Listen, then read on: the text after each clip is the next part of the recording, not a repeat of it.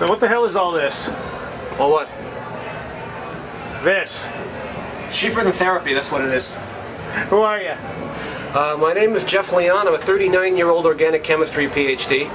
Currently living in Ithaca, New York, about to move to LA. Been playing in loud, shrieky punk bands since I was a kid. Decided after a while I had to go out on my own. And this is what happened. And this is called? Powered by Satan. And how? That's what I call my act. And how did this all happen? The costume, let's say. Well, I used to read poetry at open mics because I thought it would win me women, but it never really did. Because women don't go to open mics to meet people who would normally read poetry. After a while, these people doing the solo acoustic thing, the singer-songwriter thing, were mixing in with the poets at the open mics.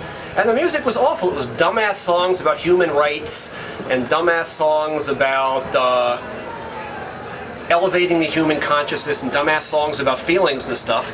And I just decided to try to outdo them. I wore my Halloween costume and I sang a song called Hurry Up and Die, which was to Jerry Garcia. This was while Jerry Garcia was still alive. And I just tried writing these songs that would just push all these people's buttons.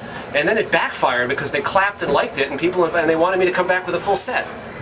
And I've been doing it ever since. My goal is to try to get people to laugh at things they're touchy about. As long as I can keep doing that, I feel like I've done something good for the world. And when did this all start? 1993 at Java Joe's Coffee House in Rochester, right next to the Eastman School of Music. Okay. And have you done this? You've done this obviously in Rochester. Yeah. Where else? I played at a squat in East Berlin. Really? It was called the English-Speaking Bastards Festival. And there were expatriates from all over Western Europe and Eastern Europe yelling, "The Yanks have gone mad, the Yanks have gone mad." I played an internet comedy music festival in San Francisco, which was an awful lot of fun. I've played at a number of coffee houses throughout LA for skater kids. I've had sing-alongs to Black Flag songs when I've played out there. Huh, alright. And you're moving to where? Los Angeles, Long Beach to be more specific. Why? Well, I've been working for Eastman Kodak for a long time, which has been an amazing employer. They've treated me very well. But that's a digital camera, I can tell you. You don't have movie film in it. And we're seeing less and less actual film, and selling film is more profitable than selling crack. We're a much smaller company now. There are much fewer job opportunities. I've seen too many of my friends laid off, and I think it's about time to bid my beloved employer goodbye and head off for greener climes. Okay. And my whole family's in LA as well, so I have to torture them for a while too. Are you planning on coming back to do shows at all? If the right shows come up, I mean, I love this place. I have so many good friends here. If I'm properly enticed and I can afford it, it would be very hard to say no, I think. Okay. What's one of the weirdest things you've had happen to you during a show? There's always the stuff I've been doing, I think. Well, I played in Ithaca once, and there was a whole table full of bull dykes throwing paper balls at me, shouting, "Don't anyone buy his tapes, don't anyone buy his tapes." And then a bunch of guys from our fraternity came over and threw about 100 started throwing 20s into my guitar case. At the same night? The same night. Nice. I've never really had people go crazy Christian on me when I play.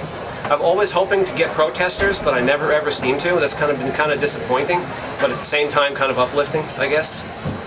The strangest thing that ever happened to me during one of my shows was I met my wife. Powered by Satan was banned from this coffee house that's no longer in business. They found somebody from the press called up and said, "Tell us about this Satan character who's going to be there tonight." And they said he's not going to be here, and they banned me. A lot of little old ladies who have lunch there keep them in business. They didn't want to alienate them. Huh. So my friend who does the booking there called me up and asked me if I knew anybody who could fill in, and I said I know a guy named Jeff Leon who could fill in. So I came in wearing a suit and did the exact same set. And I met my wife, and she later told me that if I had been wearing my devil suit, I would never have gotten her number.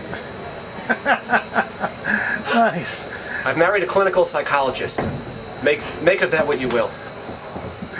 And is all of this worth it for you? Oh, yeah. What makes it most worth it? I grew up as kind of a brainy weirdo, and then I got into punk rock, but then I was a geeky punk rocker, and all the more athletic punk rockers still picked on me. And my whole life I've just never really fit in. And this way I'm doing my thing, I'm throwing my vision at the world, I'm inviting people into my weird, depraved world, and they're coming in and they're clapping. That's practically orgasmic to me. It's the best feeling one could expect to have. All right. Anything else people should know about Powered by Satan? See, I've begun recording my second CD. Listen to the music, I guess it's all there. Okay. You do have one CD out currently. I do have one CD out. I think I have one in here, actually.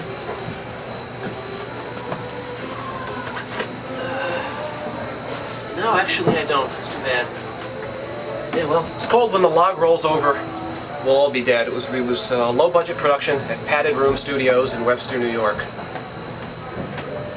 Okay. Anything else you want to add? Yeah, other than that, I know you guys are from Ithaca, New York. Ithaca is a very special place in my heart. I lived there for 2 years when I did a postdoc at Cornell. I had some very strange experiences there. I met some of the coolest people that I'll ever meet. I also remember going to a gym there, and there was a guy, a big, huge guy with an Egyptian galabeah with a long flowing robe and a turban, who was giving numerology classes in the aerobics room. And half the people who went to the gym were there at them, and I thought this was rather odd.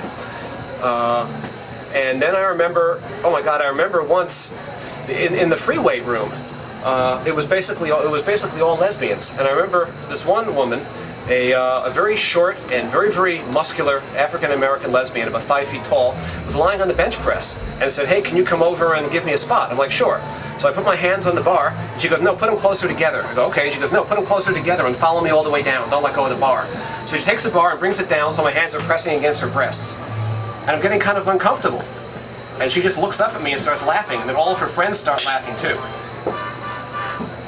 And that was a very Ithaca experience, I thought. I thought she was utterly cool. I gave her a CD. Did she enjoy it? Once she finally said this, when her friends started laughing, she just goes, "Nah, I'm just fucking with you," and starts belting off sets. But did you like the CD though?